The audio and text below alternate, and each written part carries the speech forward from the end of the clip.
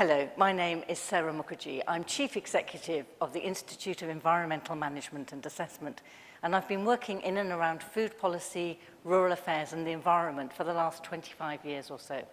My lecture is entitled Food, Power and Society, and it'll be about why we make food so complicated, why policy is so difficult to navigate, and how we as citizens can take back some control.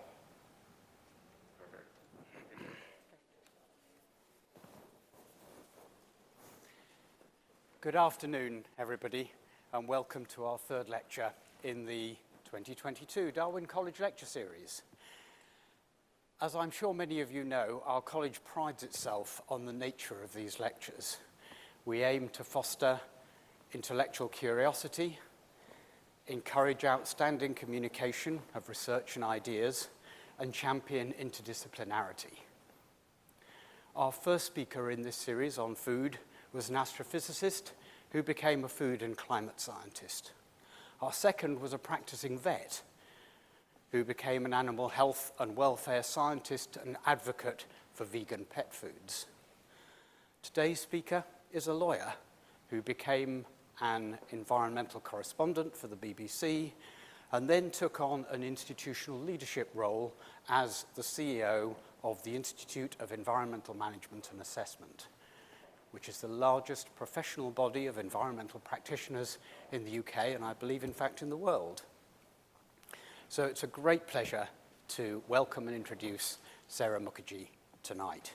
She read law at Oxford University. You can't always choose the right place. And as a BBC environmental correspondent, she specialized in rural affairs and environmental issues.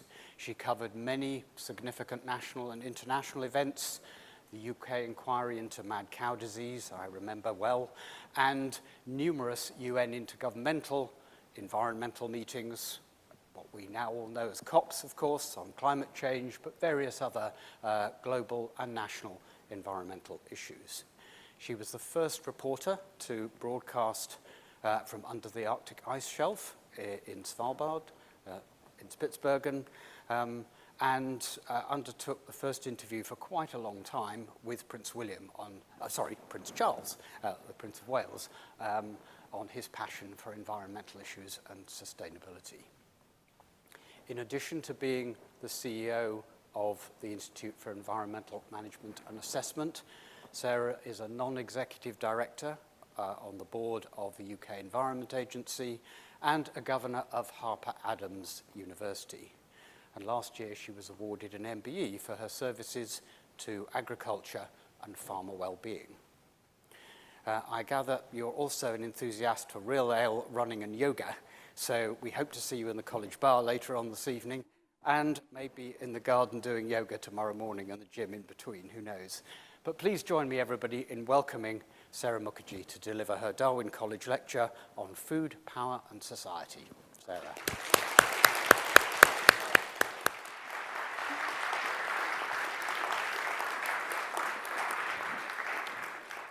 Hello, and I would first very much like to thank the Master and the Fellows of Darwin College for giving me the opportunity to present this lecture, to draw together thoughts that have been coalescing and percolating for the last 25 years or so about food, how we eat it, and why something that is so vital for our existence has become so incredibly complicated. Good, that's not complicated, thank goodness for that. So I started on the road to food policy as a correspondent for the BBC, specialising, as the Master said, in environmental and food matters. I was the first person of colour to present the BBC Radio 4 Farming Today programme, and I was contributing to BBC radio and TV outlets from the Today programme to Newsnight and everything in between. I also presented the food programme and BBC One's Country File. But after 20 years of reporting, I found it increasingly frustrating at having to report on policy decisions that I often thought were made with sometimes little evidence and sometimes little understanding. And so I left the BBC to work in the water industry, the agriculture industry, and finally ending up in my current role at IEMA. As well as the day job, I've sat on a number of government committees and charitable associations, all of which have helped to increase my understanding of food and food policy. My work on the advisory panel of the Glover Review of Protected Landscapes made me acutely aware of the tension sometimes between farming and the fragile and beautiful landscapes that we protect as national parks and areas of outstanding natural beauty. In addition, I was involved in the sorry, forgive me. I'm going to do a Boris Johnson now. They're printed on two sides. They were trying to save the planet. Yes. Anyone seen Peppa Pig? Sorry. Diminishing, where were you? Diminishing, but vital role of farming in rural communities. My work as an advisory panel member on the National Food Strategy made me acutely aware that the conversations about food happening at the policy level were in many cases bearing no resemblance to the daily experience of people who are eating to live and not living to eat. Over the course of nearly a quarter of a century, I'm so old, quarter of a century, of talking to people in all parts of the food chain and in dozens of countries, I've concluded that farmers and consumers are similarly powerless to act effectively in a system that has dragged all power and profit to the centre of the supply chain. However, I should say right at the beginning that none of the hats I've mentioned I'm wearing at the moment. Over the next 50 minutes or so, I will set out a personal view of the food system, why I think that we are where we are, what tools we have as citizens to fight against it.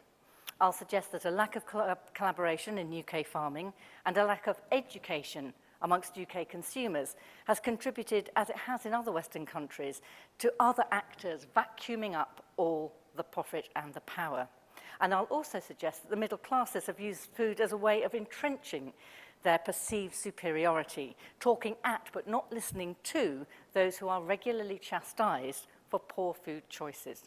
And I did put that photo at the bottom, and that was one of my less happy moments as a journalist. I was presenting a piece on the national park, newest national park, which was the New Forest National Park, and the presenter said, here's our environment correspondent, Sarah Mukherjee, she's the one on the right.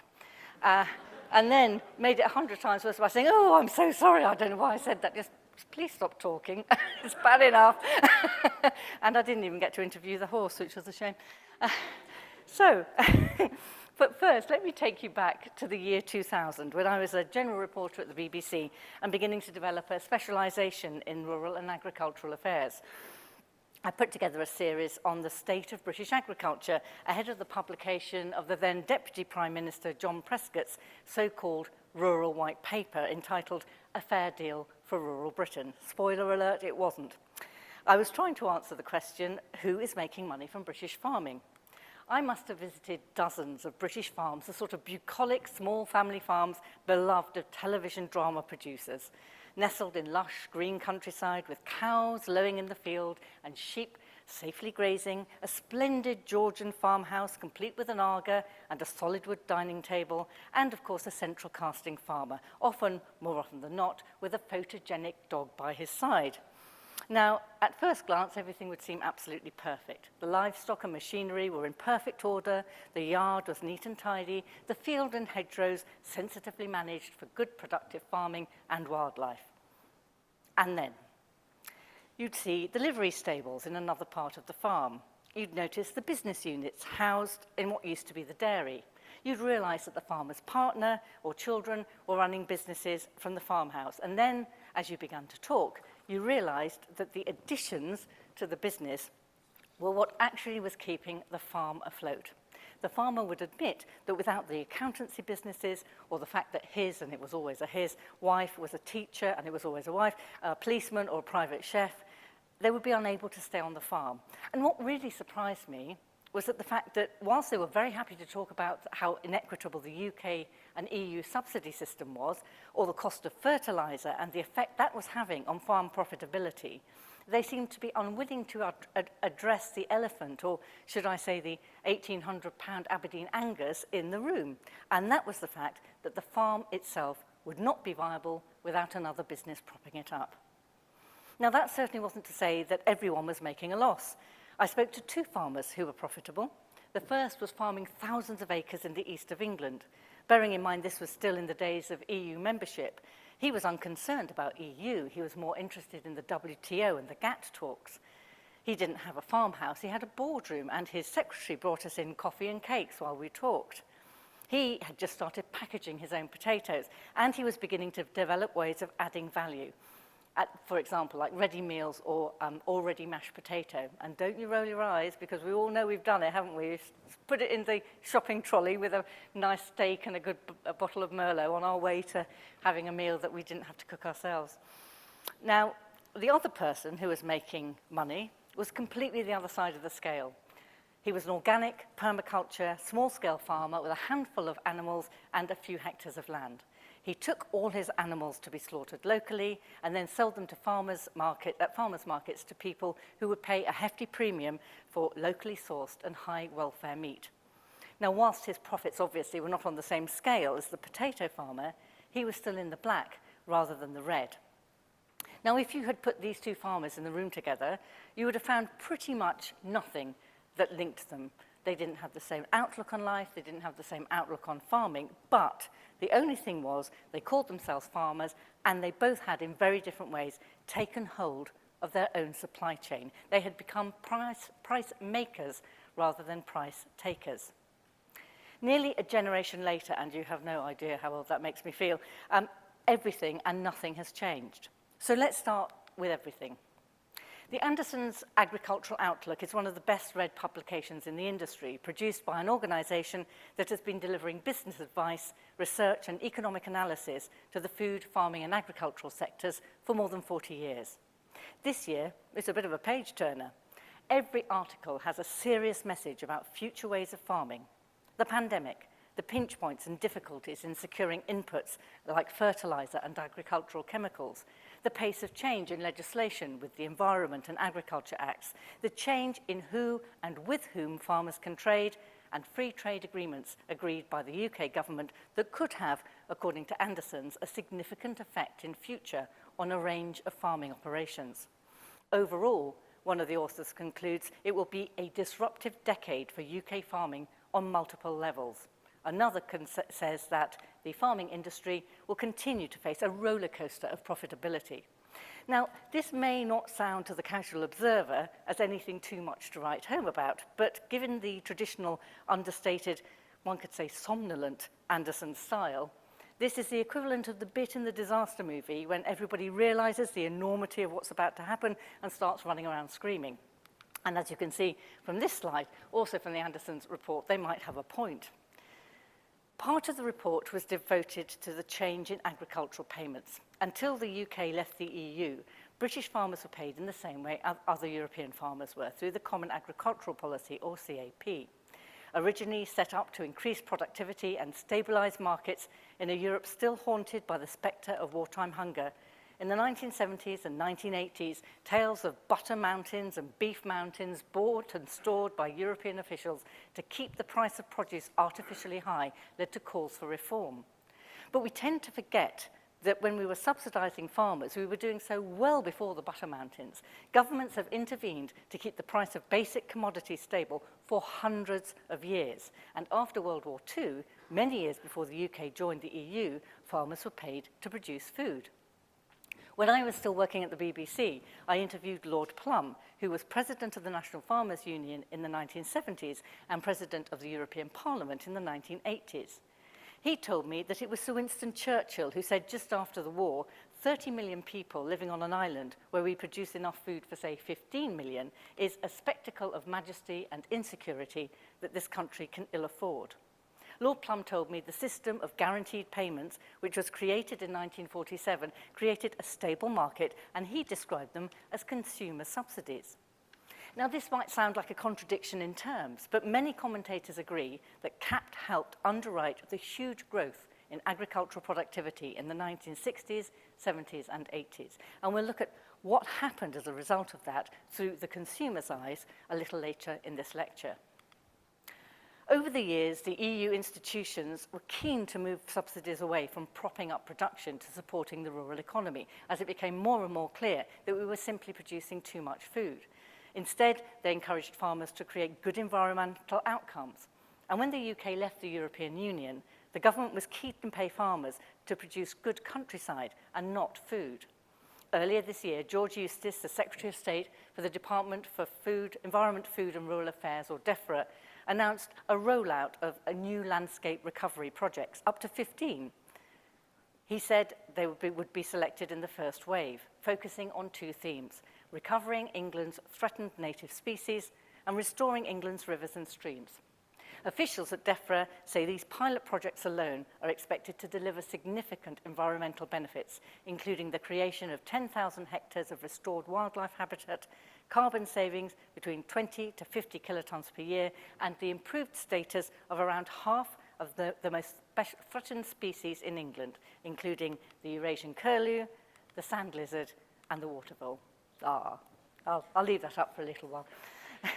Mr. Eustice said in the same speech that he wants to see profitable farming businesses producing nutritious food, underpinning a growing rural economy where nature is recovering and people have better access to it. Farmers' leaders are pointing to the recently completed Free Trade Agreement, or FTA, with Australia as a sign that this might be more difficult than it looks, and that policy around the environment and deals around trade are not meshing into a consistent whole. Minette Batters, the current president of the National Farmers Union, said that the FTA, far from supporting UK high welfare standards and environmental outcomes, pits British farmers toe-to-toe with one of the most cost-efficient agricultural sectors in the world, producing food to different rules and different standards. She added, "Our experience of these negotiations has not lived up to the government's ambitions for strong industry collaboration and trade deals. Instead, we have consistently learned of the outcome of the negotiations after the fact, sometimes from the Australian government rather than our own." All these changes, this wave of disruption, might be manageable if farming was secure, solvent, and the farming community had the bandwidth to navigate a future profitable path through these 4 or 5 different levels of complexity. But as we can see from the next 2 slides, farmers are about the only actors in the supply chain that are losing money. It's fair to say, indeed, that it's only when food leaves the farm gate that it starts making money. As you can see, this slide, and there are several from the excellent database collated for the National Food Strategy, which if you're interested in this space, I would really recommend that you have a look at. This slide demonstrates that even the people supplying inputs to the farming sector are making more money than farmers themselves. Now, there's quite a lot of explanatory rubric that goes with the slide to explain these calculations, so this is perhaps an overly simplistic version. But as you can see, without the incremental margin for subsidy for producers, on aggregate, farmers are making a loss. So let me just say that again for emphasis. On aggregate, farmers would be making a loss if it were not for subsidies. And this is where nothing has changed. Those liveries, business units, and family members with salaries outside the farm I encountered a generation ago are still essentially subsidizing our bog-off deals as we wheel our trolleys around our supermarkets of choice. The reality is that many farmers are living week to week or month to month. They simply do not have the bandwidth or the capital to be making the sort of strategic decisions that the whole sector will need if farmers are to navigate a way to success through this complicated landscape. But why is this? I mean, we've all got to eat. According to the UN World Food Programme, up to 811 million people do not have enough food, and 43 countries are in danger of sliding into famine. Food, air, and water are 3 of the absolute essentials for life, right at the bottom of Maslow's hierarchy of needs. And yet, we find ourselves in the situation where, on average, British farmers are making a loss on everything they produce. And this is taking place at a time when food politics, whilst not always on the front pages, well, not at the moment certainly, does excite enough interest in the newspaper reading classes to feature at fairly regular intervals. Many of the arguments I have heard made by critics of the current system pitch farmers and consumers against each other, as if this is a binary argument. However, I would contend that both farmers and consumers are trapped in a system in which they have virtually no agency. They both need to rediscover their power in order to balance out what is currently an out-of-kilter system. Now, when I was presenting BBC Radio 4's Farming Today programme, we used to spend an awful lot of time trying to work out who was making money in agriculture. Now, if you spoke to farmers in the UK, and remember this was still when we were in the EU, they would say, well, of course, we live with such an unlevel playing field because farmers in the rest of the EU get subsidies we don't, because the UK government won't match fund in the same way that, for example, the French or the Germans will. And there was some truth in that. They'd also point out that animal welfare standards were different in the EU. For example, we introduced a stalling and tethering ban for our pork production well before other European countries, such as the Danes, meaning Danish bacon was cheaper to produce, and the single market tariff-free trade meant it was also cheaper to introduce into this country. And again, those UK farmers had a point. But if you talk to the French or Danish farmers, they'd say, well, look at the Australians, they're making loads of money. What about the Americans? What about the South Americans? But I spent a lot of time talking to small family farmers in the United States when I worked there, who were in the same position as those I spoke to in the UK, cross-subsidising their farms and taking positions and work elsewhere and living off what subsidies they could. Talk to farmers in Australia, and they say, well, there isn't enough money in farming to compensate for our long hours, and we live and work in the most variable climate in the world, and we have to pay higher labour costs than our competitors. Indeed, figures from the Australian government show farm profitability 2018 to 19 to 2020 to 21 at around 67,000 Australian dollars a year, with a rate of return of about 1.6%, which I guess is better than sticking it under the mattress, but certainly is a poor rate of return if you're looking at even the most conservative stocks and shares portfolio. So back to the UK, and let's consider the next step in that supply chain, the asymmetric nature of the relationship between farmers and supermarkets. Farmers who deal directly with supermarkets are essentially one-person bands trying to do equitable deal with a multi-billion-pound multinational organisation, 5 of whom take more than 80% of the supermarket business in the UK between them. If that's not a David and Goliath battle, I'm not quite sure what is. The inequity of this relationship allows the supermarkets, with their teams of lawyers and financial advisors, to de-risk their own operations at the expense of farmers. I was told of dozens of examples when I was a journalist of this inequality in action. A vegetable grower in the east of England told me one consignment of carrots they sent to one of the major supermarkets was rejected. No reason given, no payment made. Moreover, his goods were not returned. They were simply kept within the system, and he never really found out what happened to them. Now, it's many years since I did a law degree, and thank you, Master, for even mentioning it, but this sounded to me like almost the definition of theft. You don't pay someone for the goods, you don't return them, and they don't get any money or their goods back. However, the farmer told me that this was standard practice in the contracts that they signed. Sometimes the supermarkets paid, sometimes they didn't, and contractually they didn't have to do either. I was told of an instance of a top fruit farmer, so top fruit, apples, pears, anything up there, plums, that the buyer for the supermarket he supplied decided that the amount of blush, that's that rosy bit, that on the apples that they were buying should be a different amount between him sending his apples in and the supermarket receiving them. So no payment, no return. The imbalance of this relationship has not passed unnoticed by the Competition Commission, now the Competition and Markets Authority. There have been a couple of inquiries into the UK grocery market, and the conclusions were, as you would expect with this kind of evidence, the agency in the relationships was entirely in the hands of the buyer rather than the seller. As a result, the grocery code was agreed with an adjudicator able to consider cases and make judgments, and these powers were strengthened a few years ago. But farmers' leaders believe these measures just don't go far enough, and a central problem remains, which is that farmers themselves are too concerned to go to the adjudicator in the first place for fear of losing these contracts, whilst egregious do provide some tiny semblance of stability and income. So I realise I've set out a pretty depressing picture of the state of UK, perhaps even world farming. Obviously, it's unsustainable as a state of affairs, and something, as an angry letter writer to a broadsheet might say, needs to be done. So what are the options for rebalancing power in the agricultural system? When other individuals have found themselves in unequal battles with purchasers of the fruits of their labour, they've collaborated in order to increase their collective bargaining power, whether it be a class action lawsuit or forming or joining a trade union.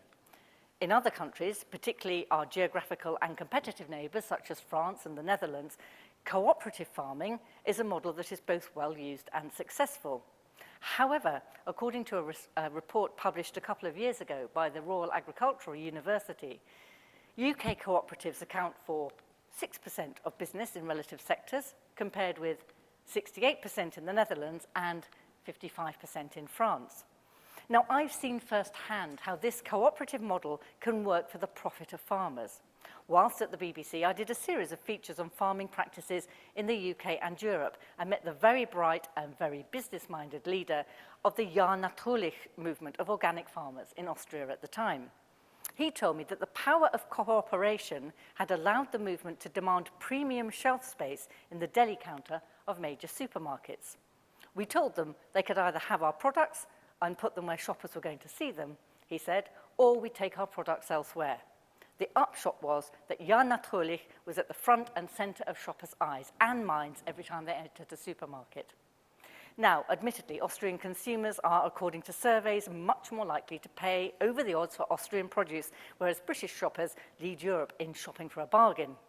When it comes to farming, however, there are hundreds of examples across Europe of the power of collective action, not just with marketing, but from the efficiencies of buying inputs or sharing equipment and collaborating in this way and the benefits that it offers. It could seem, you might think, a no-brainer to collaborate in this way.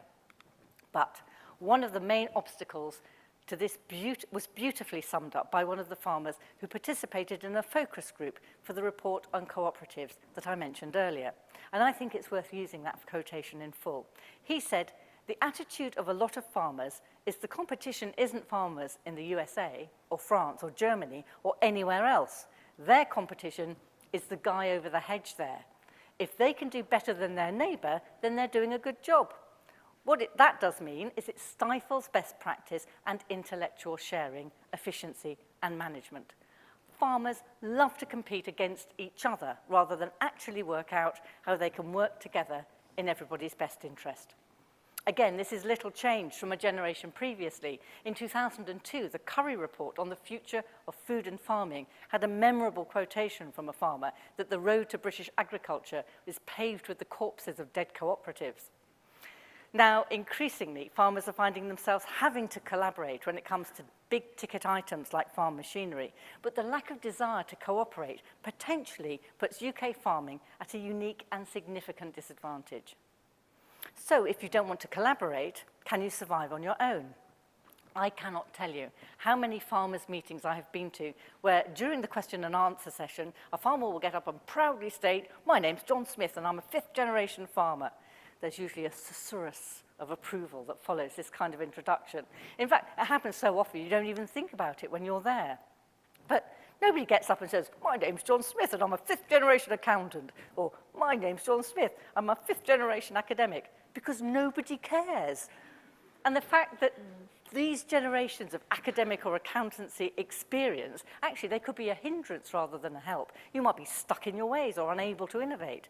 And the same is true for farming. I've sat and listened to so many farmers in this position who are mentally self-editing, pushing down their own dreams and aspirations, burdened by the hands of their great or great-great-grandfathers, and it's always a father, tapping them on the shoulder from the grave, reminding them how it was when they were a lad and how change means uncertainty. One friend of mine is an agricultural valuer and tells me his job is part accountancy, part therapy, getting farmers with intensely unprofitable businesses through the mental hurdles of letting the family down when they finally agree to sign the relevant documents. The look, he said, of relief on their face when they are finally divested of this intergenerational burden is a sight to behold. Some thought leaders in the agricultural world say that we need to reframe the way we think about farming, not as a calling or as an intergenerational burden, but as a job. The American author Sarah K. Mock, in her book Farm and Other F Words, says this simple change in perspective is absolutely transformative. Few of us regular job-holding schlubs would think because Dad did it is a good enough reason to pursue a life's work, much less to shoulder the mantle of an entire identity. And when farms fail or farmers wish to move on, this reframing, she says, allows us to understand it for what it is, not the death of the American dream, but simply a person finding a better fit. So we've considered a few paths to successful future farming: taking over parts of your supply chain, collaborating, being too big or too little to care, or simply selling up and moving out and leaving someone else to be successful, to which we'll return later. Another model, of course, of the farm is high-tech, the farm of the future. Harper Adams University, of course I have a special interest in this as I'm a governor, piloted a hands-free hectare in 2016, farming using robots and remote sensors. Hands-free farming, the clue is in the title. So successful was this approach and so much interest did it garner. This has now been expanded to a 3-year trial on 35 hectares and 3 combinable crops. 9 years ago, John Deere, the American agricultural equipment company, produced a video complete with cheesy music and a couple of good old farming buys, which showed the farmer with his morning cup of joe, directing the day's business from a series of screens and information panels linked up to the tractor driver. And at the end of the day, he gathered real-time info about his crops and sent it to the data center for information for the next day's work. The future's very dark by the look of it. That just seemed to be that was my takeaway.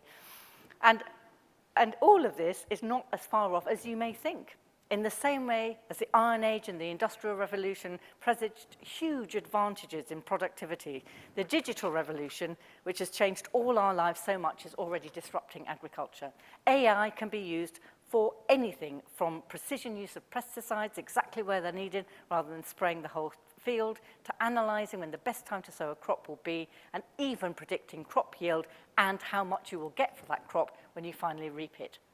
However, all of this takes money, and as we've seen for thousands of small and family farm businesses around the world, money is the one commodity that is in very short supply. These farms may be embedded in their communities. They may be the sort of people who'll come and pull you out of a ditch if you get stuck in your car, or they'll clear the local roads of snow. But at present, many of them do not have a sustainable business and certainly don't have the tens or hundreds of thousands of pounds or dollars required to upskill their farm in the way John Deere predicts.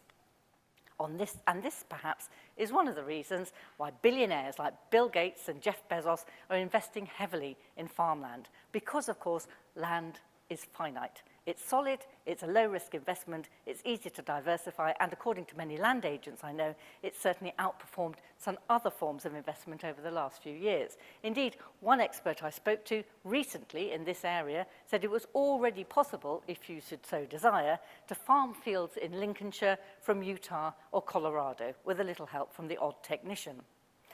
As the balance shifts from food production to environmental outcomes in terms of the subsidy regime, it's perfectly possible to see a capital-intensive way of farming that would be profitable way outside the subsidy system. But some farmers contend that this could change forever, our assumed connection between the land and those who farm it. Rather like those second homeowners who head up to the holiday cottage for a weekend with their bags of Waitrose shopping, other supermarkets are available, enjoying the chocolate box views but putting little into the local economy, they say this model of farming is deracinated from its locality. Land could be farmed from thousands of miles away by anonymous investors who won't care about your local amenity, the view from your window, or the fact that you like to walk or run or walk your dog along a particular path. They could have pockets deep enough to push through whatever changes to land might be needed if that's what makes most sense in terms of their return for investment. High tech, high carbon, high wildlife, high production, high amenity, so many possible paths to choose. I run a small business, and I would say that 20% of my time is spent on strategy. What are we going to do next? What are we going to do at the end of this year, or in 2, 5, or 10 years' time? That requires mental bandwidth, which even the most successful farmers struggle with. But for those who have the space, time, and expert support to help them think and innovate, there are paths to personal, professional, and economic fulfillment.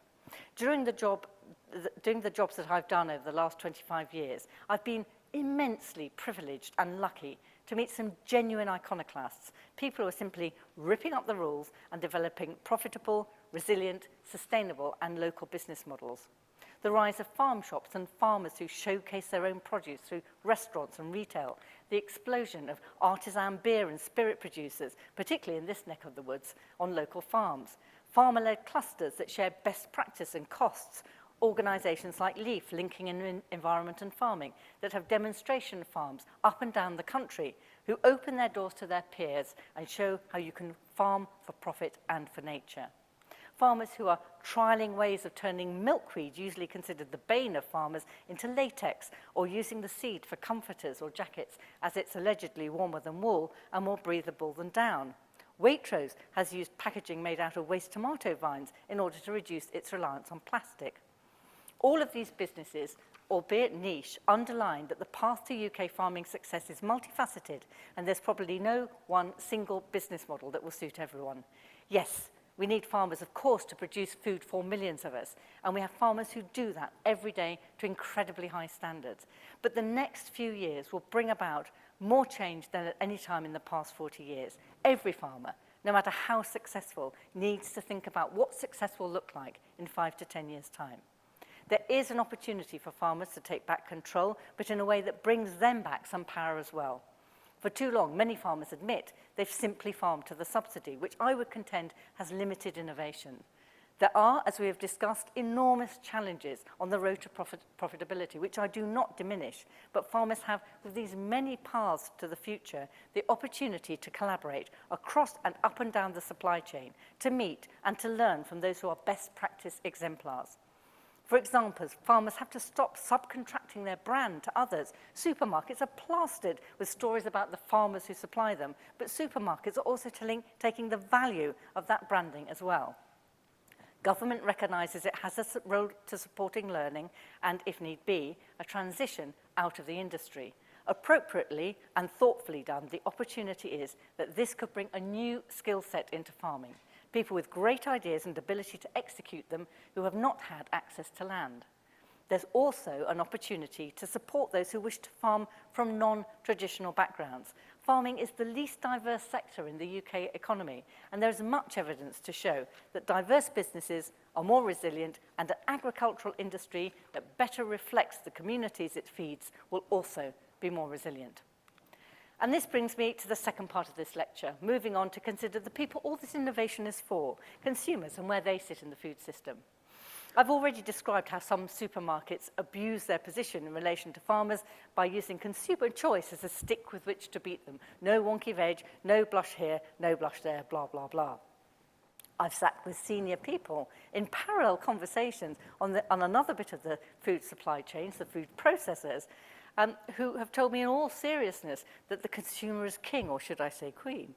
Sleek, cologned executives with business degrees from expensive universities, educated in Cambridge, Massachusetts, wearing $1,000 suits with watches and cufflinks, discreet enough to demonstrate just how expensive they really are. I remember sitting in a cafe overlooking Lake Geneva with one of these people. Over a lightly dressed organic salad, he told me with a demeanour so self-effacing it could only have been purchased at a £10,000 a term private school that he and his colleagues were mere servants to the all-powerful consumer, overwhelmingly female, he told me, and increasingly from the global south. All she had to do was raise her hand in interest in a particular product, and he and the worldwide team supporting him would rush to meet her every demand. No, neither did I. Because the reality is, rather like our independent British farmer and the relationships with the supermarkets, we as consumers are far more likely to have our food created, curated, and framed by the people who sit around Lake Geneva than we are to be authors of our own choices, however much we think we are. As we've seen in a previous slide, food really doesn't get to be worth having from a commercial point of view unless you can fiddle about with it in order to make some profit.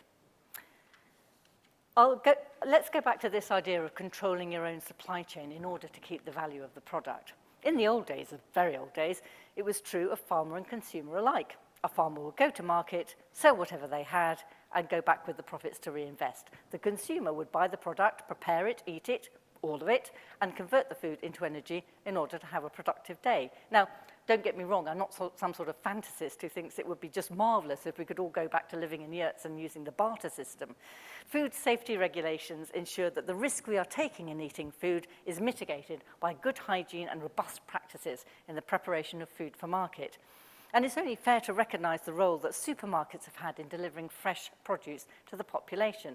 I vividly remember going down to London with my mother from Cambridge, where we lived when I was very little, on the Green Line coach. Remember the Green Line coach? In order to get some unappetizing looking and rather old courgette and aubergine from a Cypriot delicatessen, as buying vegetables for Mediterranean and South Asian cooking was almost impossible outside areas with big immigrant populations and the specialist shops that catered for them.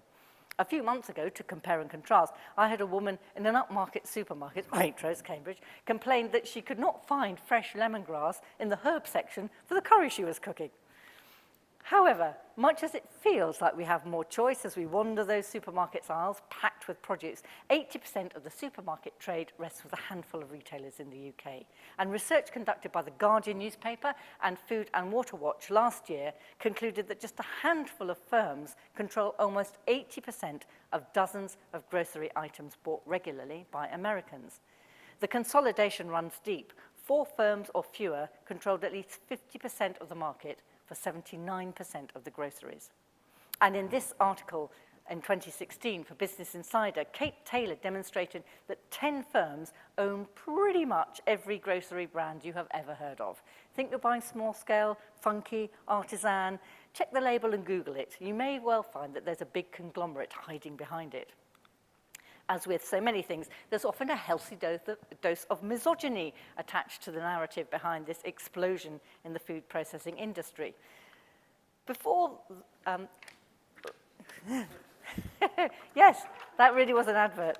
If women hadn't crowbarred themselves out of the kitchen and started wanting to go to work, yes, people have actually said this out loud to me. If people hadn't demanded equality of opportunity, if women hadn't, then this would not have given the food companies a niche in which to stop producing their convenience meals. Sorry, to start producing their convenience meals. And now they say, look at it, rows and rows of convenience foods picked up by working women who can't be asked to create a healthy meal for their family. Well, the reality, of course, is that it's far more subtle and complex. And these are genuine adverts, by the way. They're not jokes. They are actual things that people thought was a good idea to put in newspapers. Yes, my, how we've changed. The reality, you'll not be surprised to hear, is more subtle and complex. Yes, changing social demographics did, of course, have a part to play in the rise of convenience foods, but so did a post-war food strategy across developed nations, which was grounded in the admirable desire never to starve again.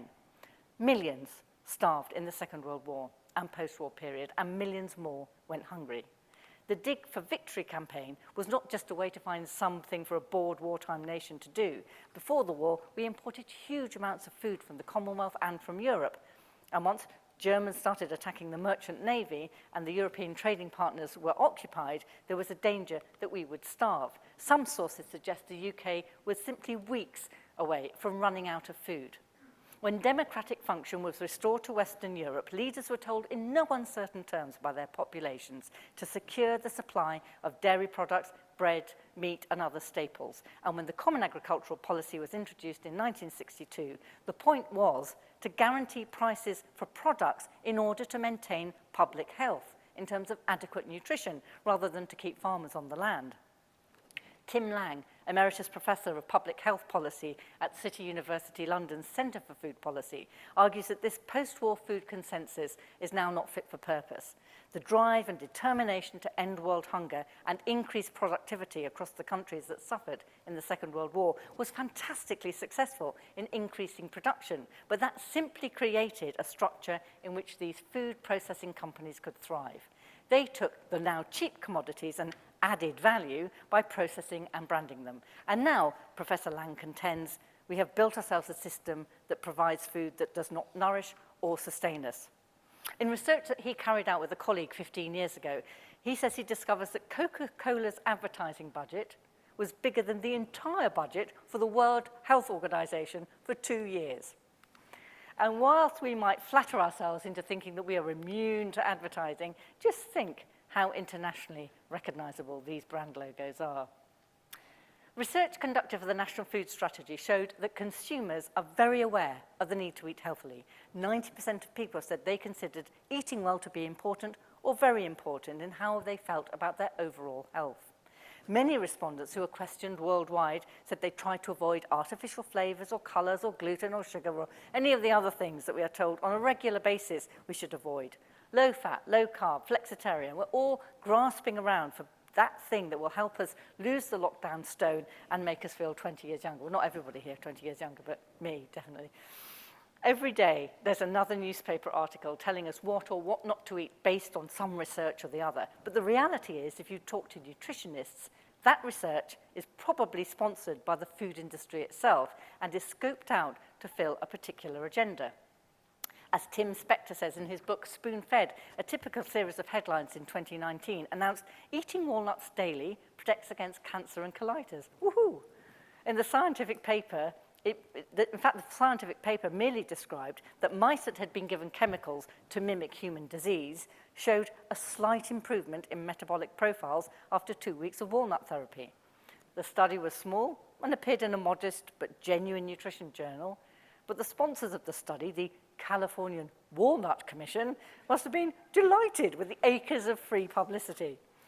And yet, no matter how much we know, or at least how much we think we know, greater knowledge does not seem to lead to better outcomes. The UK average BMI has increased steadily over the past 100 years, and there's been a 14% increase since 1977.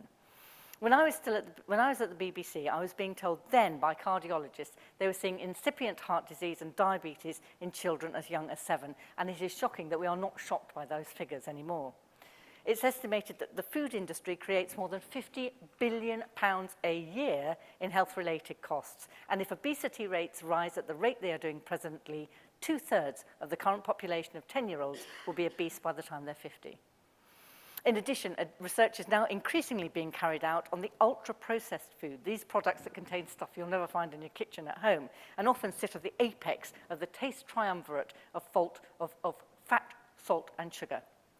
Physiology that evolved to keep hunter-gatherers alive tens of thousands of years ago is no match for a salted caramel-covered donut or a bag of chocolate-covered pretzels. A few years ago, when I was working regularly in the United States, I spoke to many people involved in the food industry over there. Those who cooked anything from scratch, in their view, were outliers, and most home-cooked food contained a packet or a jar of sauce or some other processed product. The conversations did not revolve around taste at all, but mouthfeel. The ultimate mouthfeel, I was told, not only included those three foundations of salt, sweet, and fat, but hardly required any chewing either. It kind of yielded and melted. Yeah, that is a thing. And millions of dollars were spent researching the ultimate mouthfeel and then selling it to us. It appears that when it comes to food, we follow our cousins across the Atlantic rather than those across the Channel. Forgive me. We spend more on ready meals than our European neighbours and yet less on food. Indeed, 50% of our calories as a nation come from ultra-processed food. Less than the States, but more than Europe. Back in the UK, our screens are full of food porn, cheeky chappies or alluring cooks giving the camera their best coquettish side glances as they whip up a meal for all their pretend friends as jazz music plays in the background. Food is a middle-class obsession. Every week, real and virtual pages are devoted to the next big food craze, from miniature pineapples to zoog and dishes you can whip up for all your chums on a Saturday night. That is interspersed, of course, with people lecturing us about how unhealthy we are. And I think partly that's because food is one of the few areas left where middle-class people can wag their fingers at people on limited incomes through the guise of being worried about their health. I have to be honest, I have a big chip here. I spent many of my formative years in a crappy council estate in Essex, and yet another old Etonian lecturing me on primetime television is enough to make me want to put my foot through the screen. And patently, all this lecturing is simply not working. Because, as you might notice the theme here, the reality and the reasons people are overweight are difficult and complex. One of the people I had the honour to sit on the National Food Strategy Advisory Panel with is Denise Bentley here on the left, co-founder of the First Love Foundation. The foundation is a charity that Denise makes clear is not a food bank. They will help you with food, but only if you're willing to work with them on the reasons as to why you need a food bank in the first place. Before the pandemic, she told me of people that she worked closely with, some of them living in the shadow of the financial towers of Canary Wharf, who were living on the edge. One was just living on butter, just butter. They'd fallen out of the system, the benefits they were entitled to, they were not able to access, and they did not have the tools or skills to help them eat healthily. Since the pandemic, like many other charities, they have been rushed off their feet, as you can imagine. When I last caught up with her a few months ago, she talked to me about some families they have been supporting who had been working in hospitality or retail, who found that overnight 2 salaries became none, and that of the £23,000 a year benefit cap, 17,000 was going on rent. So you do the math. 17,000 on rent and 23,000 for the rest of the year, for everything. It's not even working, to be honest, all this nagging, for the demographic that looks down on others, for their poor food choices. The National Food Strategy identified leisurely home cooks as one of the 9 demographic groups: older empty nesters, many retired, high education, medium to high income. They ate varied diets, high in fruit and veg and fish, and normally ate at the table. And 80% of them were overweight or obese. Whilst many have trilled about the benefits of being at home during the pandemic, of the increasing cooking and bread making, and how marvellous it was to be able to nurture your own sourdough starter, for millions of other people, the pandemic simply exacerbated the problems they already had accessing healthy, affordable food in the first place. There is very little point being told you can make a nutritious meal with dried beans and vegetables if the nearest supermarket selling fresh produce is 2 bus rides away and your kitchen amounts to a microwave that you share with 3 or 4 other families in rented accommodation with no preparation space. If you add 2 hungry children into the mix, and there are people like this everywhere, just talk to Denise about this, 2 hungry children and the tiredness and the lack of mental and emotional bandwidth that you have when you are yourself badly nourished, all the soft focus cookery programs and the nagging in the world are not going to help you. According to a 2018 report by the Social Market Foundation, 10.2 million individuals in Great Britain are living in food deserts, places where not being near a supermarket offering healthy food at low prices was a barrier to being able to eat more healthily. So again, quite a bleak picture, with consumers, rather like farmers, but at the other end of the food system, being trapped in a landscape not of their own making. But in a way, the answers are very similar. It's about skills and it's about government intervention in the right places at the right time.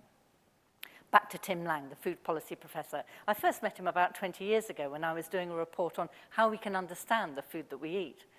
He posited that the first step to getting people to eat anything that you gave them, regardless of provenance, was to take away the knowledge of how food was prepared. Now, I have to say at the time, I did think he was at the far end of the conspiracy theory spectrum, but it has become more and more clear that home economics classes, widespread cookery lessons, and teaching children how to prepare and enjoy their food does make an enormous difference in terms of the general understanding of nutritious food in society. There are some fantastic initiatives around that are trying to re-establish these skills for children, both on social media and through the charitable sector, for example, Chefs in Schools and the Square Food Foundation. But, and rather depressingly, you can say this about a lot of fantastic initiatives, there are not many avenues available to coordinate and share best practice in these schemes. Personally, I think this is one area that we could use the skills retained in our diverse communities in the UK. Speaking as someone of mixed heritage, the food I want to eat is very rarely available on the supermarket shelves or even in restaurants. I cook mostly from scratch. And I know there is an army of aunties out there of all descriptions who could help re-educate children or in some cases simply educate them about how to cook simple recipes. In addition, those who are interested in vegan or vegetarian diets will be able to learn a lot from communities in the Caribbean and South Asia, which have long traditions of eating in this way. In fact, the interest in vegan food is another area where the food processing companies have begun to try and make inroads. In a mature food market, it's a golden opportunity for them to add value. But a processed veggie burger or meatless chicken nuggets are still processed food. If your vegan diet consists of vegan versions of fast food favorites, that is not going to increase your nutritional intake. In a consultation entitled Your Future, Your Food, commissioned for the National Food Strategy, almost every group in the 24 focus groups of young people questioned saw education as the key, and that their peer group was the most important factor in determining where they decided to eat. I saw myself the power of working with children when I visited a project run by the World Health Organization in Poland, where a traditional diet of saturated fat and pork was having the inevitable health consequences. The project simply went into schools and to be honest, did little more than teach children about salad and how to cut up cucumbers and tomatoes and eat them. But the effects were dramatic. Not only were the children asking for more vegetables at school, but then they went home and spoke to their families, demanding that mum and dad got salad for them to cut up and present to the family. I think many of us who've had young children would have loved to have been in the position that some of the mums that I spoke to there were. They were rolling their eyes about the passion and determination of their children to source and consume salads at home. But I don't always think that a government solution is necessarily the best one, but I do think that we're at a stage where we need to introduce information into schools about healthy choices and shopping. Many of the children who were spoken with as part of the Your Future, Your Food project said that the proliferation of takeaways around schools meant it was simply easier to go to a fast food place or get a kebab than to try and work out what was healthy to eat in local supermarkets or grocers. Indeed, fast food outlets tend to be more prevalent in areas of greater deprivation. The plethora of information available online is dizzying and confusing, even for those of us who live and breathe food and food policy. Coffee is good for you, then it isn't. High carb, low fat, berries, goji berries, skim milk, plant milk. Rather like farmers dealing with their own pace of change, as a consumer, it's almost impossible to find the mental bandwidth to keep up with these ever-changing trends and research. Often, as I've described, research that has been carried out with an agenda in mind. Simple, basic advice about the practicalities of food shopping and preparation is something that I have heard overwhelmingly from educated and food policy professionals would be an attainable first step that would deliver real results. What does a good shop look like for £30? How do you turn that stuff in the trolley into decent meals that don't cost a fortune and don't mean high energy bills for preparation? We are not teaching this to children, and you have to ask why. Often, people go for the processed option, not just because it's the easiest, remember our family in shared accommodation with the microwave, but also because it's the cheapest. A loaf of white bread, a family bag of crisps, and a tub of margarine is not only easier to prepare than vegetables for the same price, but you know there probably won't be any waste, and it will last longer. 60% of the food in our shops is processed because it lasts longer on the shelves. If people have more money, they make better choices about the food they eat because they are able to. We ask the food system to do so many things, but at the end of the day, if we want people to have better nourishment and we want farmers to produce that high nutrition food, farmers need a fair share of the pie and people on low incomes need to be paid more. Because the outcomes for society and the economy could be immense, not just in terms of that £50 billion a year in health support that we wouldn't necessarily have to find, but also because well-nourished people are more productive and more creative. I've spoken to teachers where hot lunches have been reintroduced in schools and where school cooks have sourced and cooked from scratch local food from suppliers that live in the communities that they serve. These teachers speak of the difference in attention from classes in the afternoon, that children can listen, learn, and even that reading ages have increased as a result of that one simple single intervention. There is evidence, moreover, that providing prisoners and young offenders with nutritional supplements can significantly reduce their rates of reoffending. The government is due to give its response to the National Food Strategy shortly. The strategy itself did not receive unalloyed support. Some felt that the recommendations on farming and diet did not reflect the high standard of animal welfare and relatively low carbon impacts of grass-fed UK-bred livestock. However, it was a start. But the best movement starts from the bottom up and the top down. Whether farmer or consumer, we lack agency because we hand that agency over to somebody else. Whether it's the government in case of farm payments or supermarkets and food processors in the case of both communities. Yes, it's a complex landscape, and yes, the next few years are going to be more rather than less difficult. But, and perhaps this is very appropriate in a world-class centre of learning, for both groups, Skills and training have to be the way forward, whether it's supporting farmers to plan their businesses for a sustainable climate change world or teaching kids how to be savvy with their shopping. The future is in our hands. We really just need to grasp it. Thank you.